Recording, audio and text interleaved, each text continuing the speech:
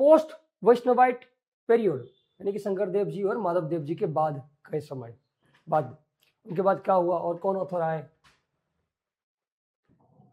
तो शंकर देव जी और माधव देव जी के बाद प्रोज वगैरह डेवलप होना शुरू तो होता है, वी कैन से चरित्र पुथिस, हेजियोग्राफीज वगैरह डेवलप करना शुरू किया जाता है।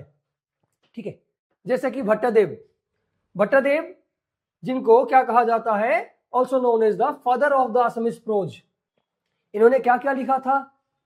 जैसे कि कथा भागवत, कथा गीता, भक्ति रत्नावली, भक्ति विवेक इन Sanskrit are his prominent works.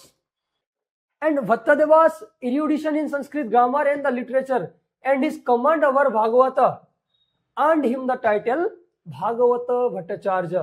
तो इनका भागवत पर बहुत सारा कमांड था, बहुत सारी चीजें इन्होंने भागवत पर लिखी थी, इसीलिए उनको भागवत भट्टाचार्य भी कहा जाता है, भागवत भट्टाचार्य भी कहा जाता है।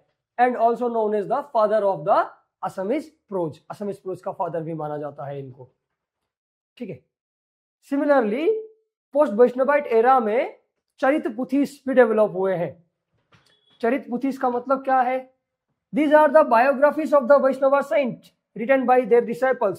जो वैष्णवा सेंट थे उनके डिसाइपल्स ने लिखा हुआ बायोग्राफीज। वैष्णवा जो सेंट है इन लोगों के बायोग्राफी किसने लिखा? इन लोगों के डिसाइपल ने लिखा हुआ जो बायोग्राफी है उसी को कहा जाता है क्या?